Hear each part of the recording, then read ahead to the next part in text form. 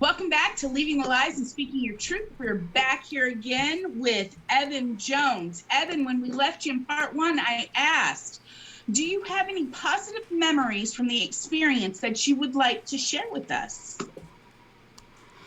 I mean, yeah, I do have positive experiences. I had a lot of good friends. And again, because I was born into the IFB, it was what I knew, it was my home. So, yeah, there was a lot of camps and, you know, get togethers that we had. I had a lot of friends in school.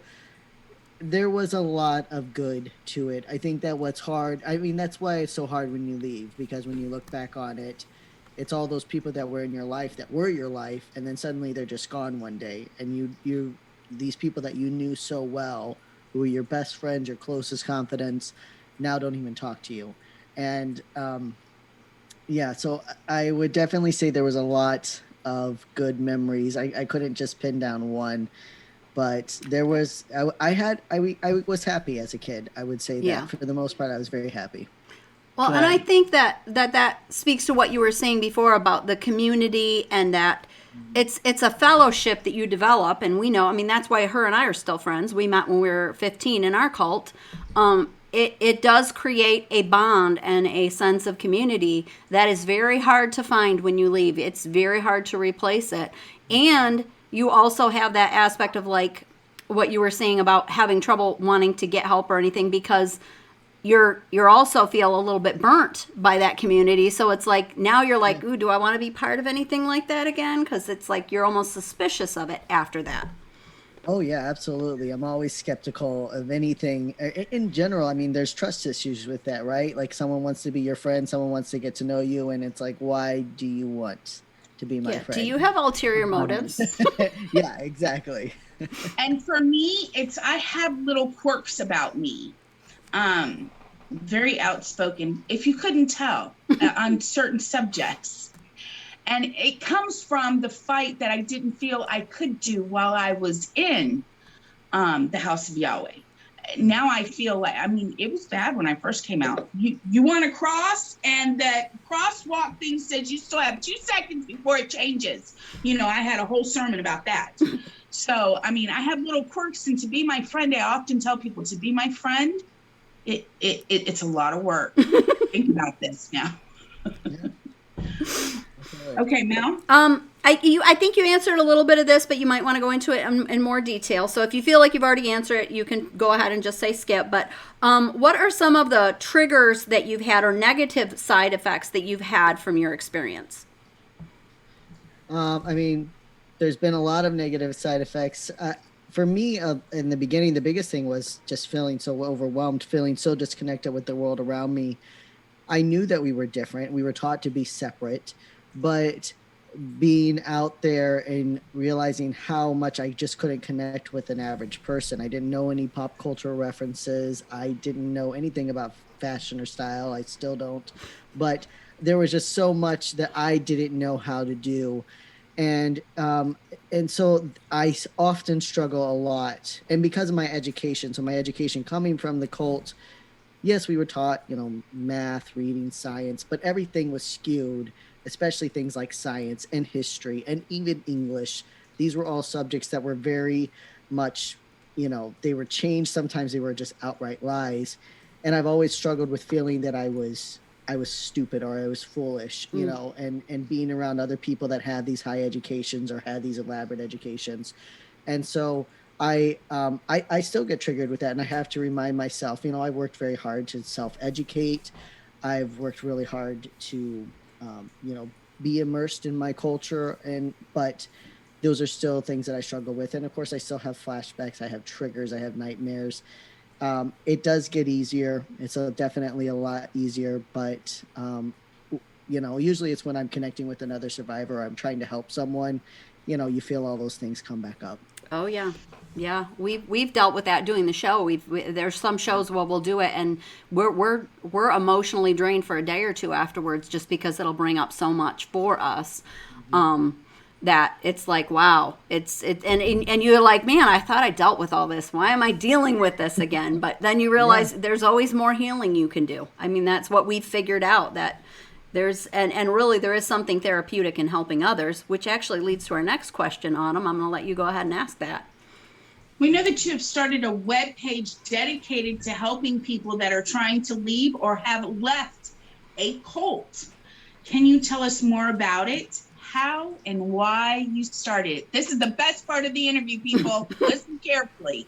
So this is actually a group of survivors that have come together. We started what was called the Vashti Initiative, which is an organization that we hope turns into a social service for people who are in adverse religious environments, which also people who are in cults. We are a little careful on the word cult only because for people who are freshly out, it's very hard for them to use that word, although most of these environments are actually cults. But right. So right now we're just offering a lot of emotional support. We just launched our first support group. We've got resources posted, but the goal is to get to a place where we can provide people with tangible support. We can help someone who needs a hotel for a couple nights because they are fleeing, someone who needs a first and last month's rent because they need a new place, someone who needs help. We already are starting to develop our resource navigator program, which is helping people, if you want to apply for college, if you need to apply for government benefits. These are a lot of things that people don't have because either they were limited in their access to internet or they were taught to fear these things. I didn't know how to apply for college whenever I left because I had only ever known once I get done with my school, I'm going to go off to Hyles-Anderson. That was what I was supposed to do.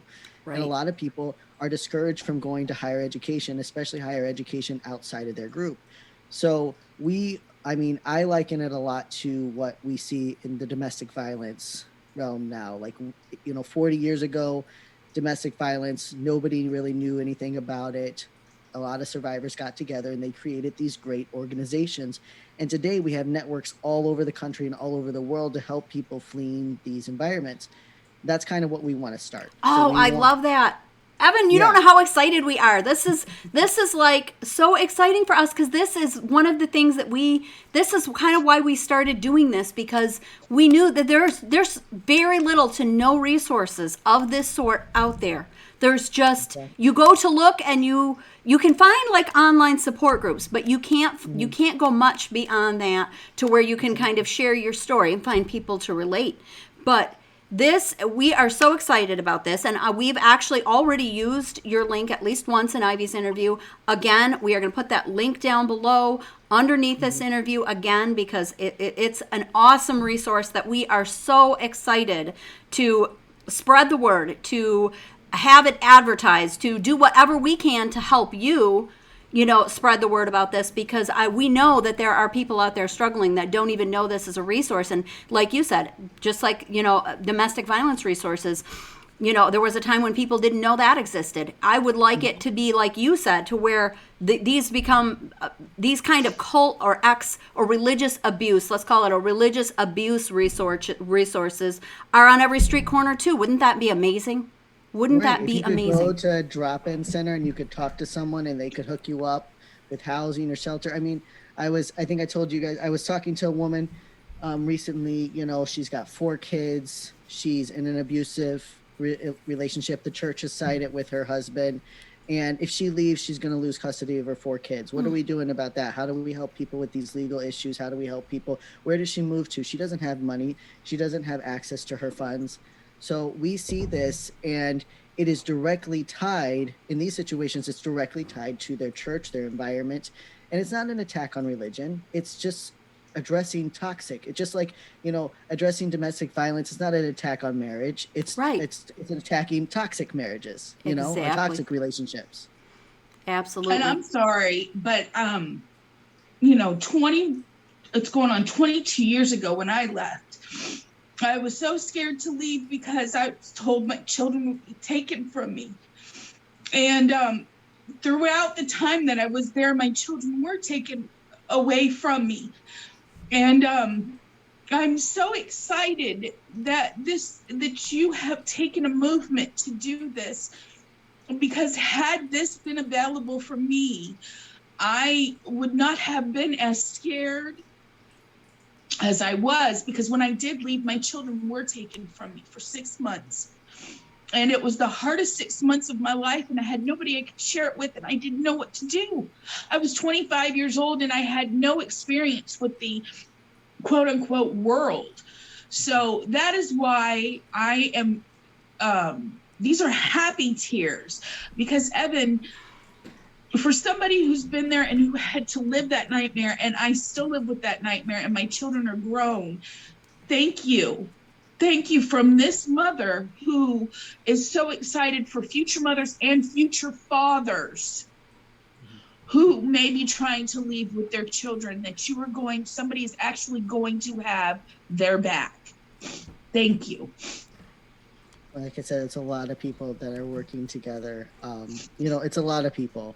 I was actually talking to someone yesterday who's working on to get some legislative action to go through so they can at least have an automatic 50-50 split of children, which isn't the whole ideal, but it's at least that if someone's leaving these environments where their children are used against them, you automatically know at least you have some custody of your kid. And then we're going to move from there towards other things. So, I mean, that's a piece of it. And there's so much that happens, and people are so overwhelmed and unprepared for the real world. And we just want to make sure they have the resources they need. And then there's also the people who have absolutely no reference of these types of organizations and controlling groups that don't even realize these things are going on. They're completely unaware. They're like, they hear our stories and they're like, wow, I didn't know that was happening. Or how is somebody in a cult getting custody of children? That doesn't even make sense.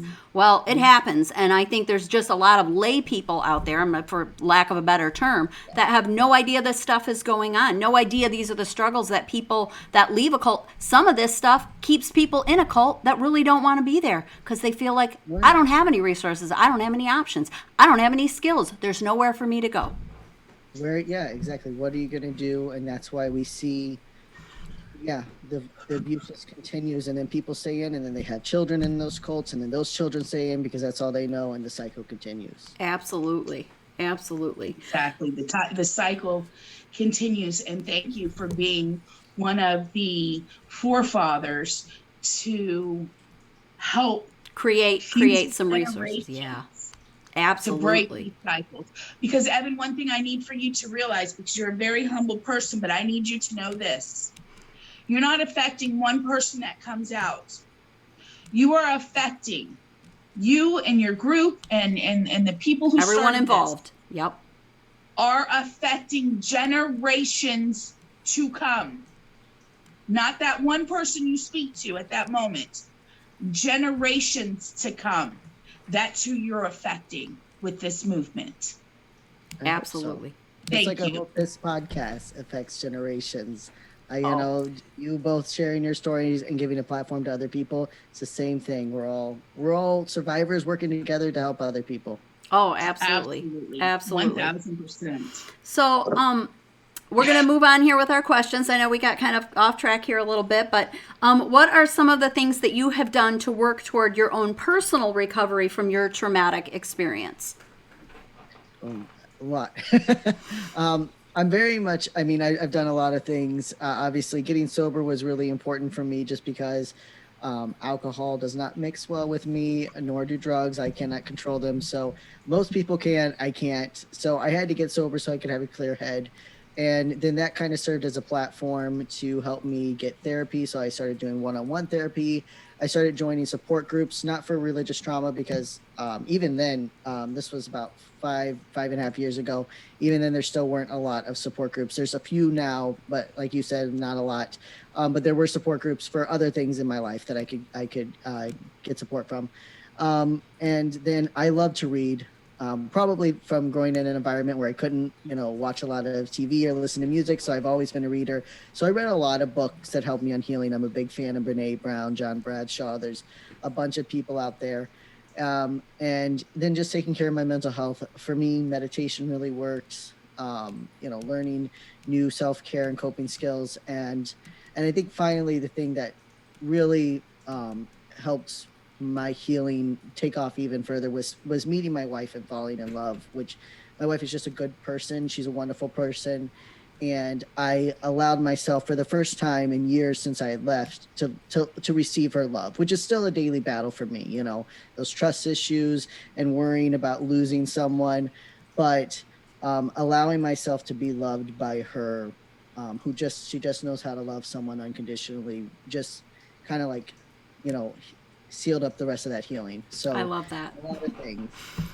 I'm gonna. And that's the point. I just want to say, she has, and correct me if I'm wrong in saying it this way, she has taught you to receive that love. Yes. Good for her. You give her a big old giant hug from me. I will. Thank you. I love it. I'm just going to ask real quick because I don't know if this is part of the group or not. Do you know if any of the self-help books or resource books, is that something that's available on the website?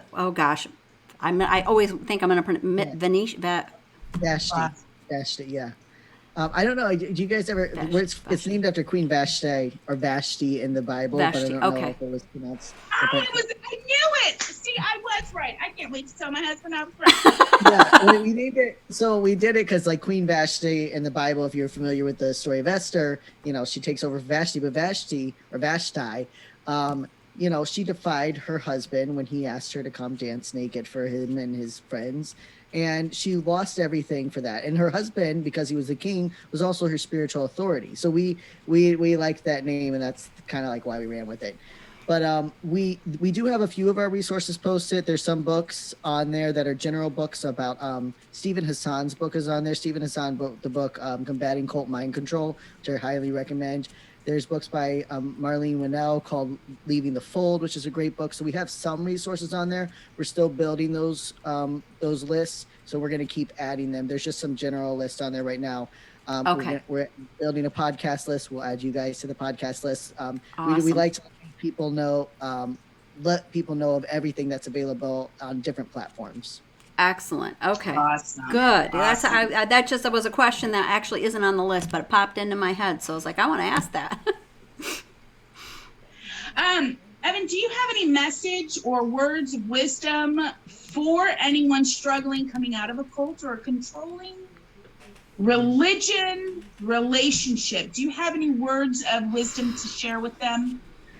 I mean, my biggest suggestions to people always are reach out to whatever communities you can. You know, if you are listening to this podcast, reach out to the podcast. If you you can reach out to the Vashti Initiative. You can look on Facebook for groups. I think that having community when you're starting is so important. It is. I also highly, highly recommend therapy, but a lot of people aren't ready for therapy in the beginning. Right. It's too much, it's too hard. And I think that's why support groups are helpful, because it's kind of a place where you can sit and just listen. You don't have to do one-on-one, but you can hear other people's stories. So my biggest thing is get connected to the community of survivors, because those are the people that are going to help pull you through this time. Oh, exactly. One thing I would like to add, because I actually found it on Facebook too late, but now I'm making sure that you've been starred. I saw that you had a Zoom support group taking place for on the Vashti Initiative page, and I think I clicked it just a little bit too late, but I put it out there to make people aware. Is there a specific time set that we can give to them for them to know about it right now? Oh yeah, so the Sunday support is available every Sunday evening at 7:30 Eastern time, and we also have a little link on there that shows the whole time zones. But yeah, the only thing is you have to message us, which you can do by going to VashtiInitiative.org, or you can message us on any social media. Instagram and Facebook are best. And we will then give you a private link. So we don't post the link on the page, but every Sunday we've got a support group. It's virtual. So any person who self-identifies as a survivor of religious or spiritual abuse is welcome to join. Oh, I love that. I love that. Awesome. We need to make sure we put that in the link, because when I posted that, I actually had some people private message me and say, this is awesome. Can we share it? And I said, absolutely. Please share it, get it out there, push it out there. Overshare it. Yes, overshare it. I want to see it all over. Oh, yes. No, absolutely. And, you know, I'm going to elaborate on what you were saying before, is that I think that, like what you had said, Evan, was that a lot of people that attempt to go to therapy, first of all, a lot of cults and controlling groups teach that therapy is like witchcraft or something of that sort. And then you also have the factor of so many trained therapists have little or no knowledge of how to help somebody coming out of these types of groups. And therefore, you aren't getting necessarily the help or the advice or the therapy that you need, because, and it's not because they don't want to help you, it's because they don't know how. And that is the difference in going to a group where you're dealing with fellow survivors, is that, you know, especially people, if you're newly out and you're able to talk to people that have been out for 10, 15, 20 years, and it gives you an amount of hope that there's hope for my life. There's hope for me to get past this. There's hope to be less triggered for healing. There's hope for the healing and the moving forward in your life, because I think a lot of people, when they leave, they feel like their life is over because everything they've known about their life is over at that moment. They have to start over. And I want to add this. Philip touched on it, and Melody and I had interviewed interviewed her husband, and she interviewed my husband, and Philip touched on this. One thing it would be amazing what you're doing is to sit across somebody that's been out for 20 some odd years, 20 some years. How long have you been out? 10 years. 10 years. And sit across from them and say, why would anybody love me? It would be nice to sit across from somebody who can actually understand why that question's asked. Because my husband said the hardest thing for me to understand from her was when I would ask him, and there are moments that I still ask him, why do you love me? Why would you love me? And it's not that I'm fishing for a compliment. There are moments that I actually think, why? Yes, exactly. We're taught that if we don't follow, then we're not worthy. So in not being worthy, we're not lovable. And that was a big thing for me too, believing that I was lovable. I remember being with a therapist who had me say that, I had to say I was lovable, and I couldn't say it for a long time, that I am lovable just as I am. And I want to add two things for that. We actually, on our resource page, there is a link that has cult specific therapists. So they're therapists across the country that are cult trained. Now, of course, you might have to have insurance or something, but you can find a list of cult therapists. And then there's also some lists or some links to a couple other support groups. So we have our support group, but we only have one right now. So if you're looking for other support groups, we also have those. So those are on the resource page on the VashtiInitiative.org too. Can I just say, Evan, and the more you get to know me, and trust me, this isn't the last time we're talking, because I'm one of those stalker people. Can I just tell you, Evan, I absolutely love you. Thank you. From the bottom of my heart. It may be the Southern girl in me, I don't know, but I love you, and you're welcome to my family table any day, because food's a big deal here. Southern food, yes, absolutely. And you and your family are always welcome. And thank you. And I absolutely love you. Thank you. And I'm going to add, I love you too. And I love what you're doing and the program. And we are so excited to find these types of resources. I mean, when we found out about this, we were like overjoyed that this existed, because this is something that we were like, why isn't there something out there? Well, there is. Guess what? There is. Somebody had the initiative, Evan and the group of people that have been part of it with you, because we know you're not the only one, but we absolutely are so excited to be promoting this, to be advertising this, to be sharing this, to get the word out there as much as possible.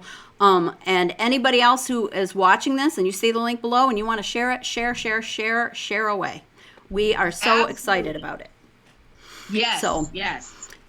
So thank you so much for coming on the show today, Evan, and sharing your story and sharing the resource the newest resource that I think we know is available. And did you have anything else you wanted to say in closing before we end? No, I just want to say thank you so much for having me on. It's been a pleasure to get to know both of you, and Yeah, I'm looking forward to watching this back and sharing it myself. Excellent. Excellent. Thank you again. And thank you, Autumn. And again, please like, share, and subscribe to our YouTube channel, Leaving the Lies and Speaking Your Truth. And also come join us on our Facebook page as well, where you can share and get more information and some of these resources and links that we're talking about. Thank you and have a good day. Evan love. Yes, Give him love. and give Evan some love. Absolutely. Because he's ready to receive it now. Yes, yes. Bye-bye. Thank you.